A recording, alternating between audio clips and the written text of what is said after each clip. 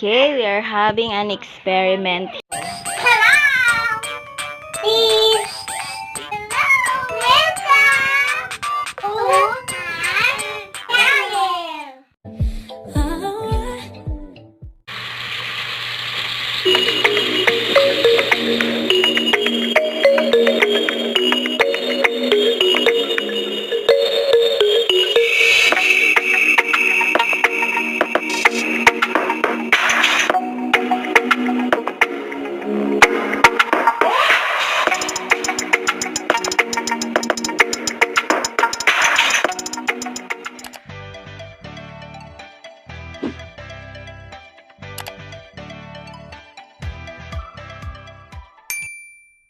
In this video, we are going to make banana cake with my guest student chef, Sheeka.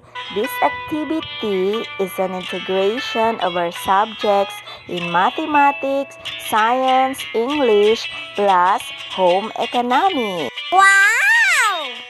For this recipe, we use the following ingredients: 7 2/3 pieces ripe bananas, 2 1/2 cup all-purpose flour, 2 1/2 teaspoon baking powder, 4 tablespoons melted margarine, 2 cups brown sugar, 2 pieces fresh duck eggs, and 1/4 teaspoon salt.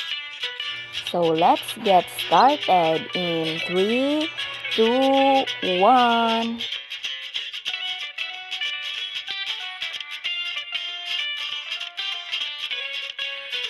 Our guest chef for today is Sheeka. Hi, chef. Mashing the banana.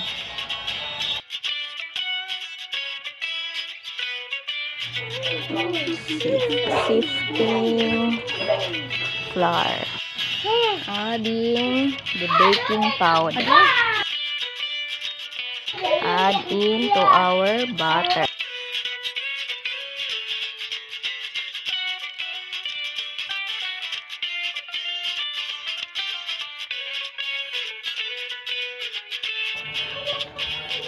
Flour. Add the dry ingredients to the butter.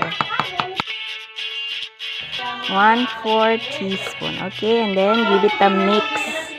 Mix well. So, pag mag-mix ka, one way lang. Ayan. So, carefully, dahan-dahan para hindi mag-overmix. Ayan. Importante yan. So, pour 1/2 cup of the butter into the greased lanyera. So, Sheeka is pouring the butter into our greased lanyera.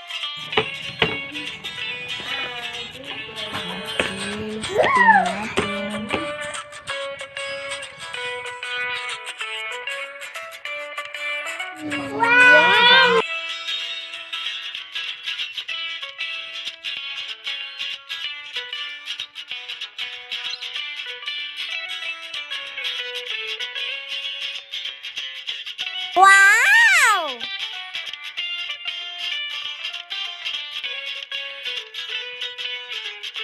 Sheeka's banana cake. Wow! Ano ang fluffy? Tamang-tama ang tamis. Okay. Wow. Tapos, lasap na lasap ko yung flavor, main flavor niya, which is the banana. It's banana cake. Sheeka's banana cake. Pwede na si Sheeka. Yummy! Pasado kay Omi. Pasado ang taste kay Umi.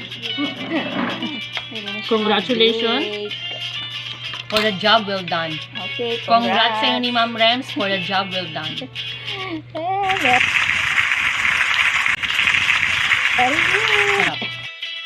Now, let's do the recap.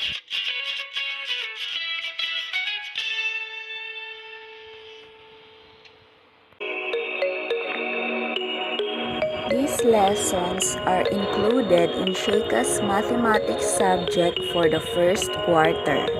Through this activity, Sheeka was able to experience the concept of whole numbers, mixed numbers, and fraction.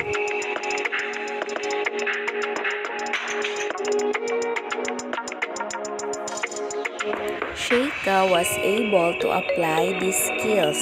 She classifies the wet ingredients into the dry ingredients. She uses measuring instruments to measure the correct amount of the ingredients. And when one of the measuring tool was not available, she uses her estimating skill. Sheeka was able to experience physical changes in matter as she applied heat for melting the margarine and boiling the water for steaming. She was also able to identify that digestion is a chemical change.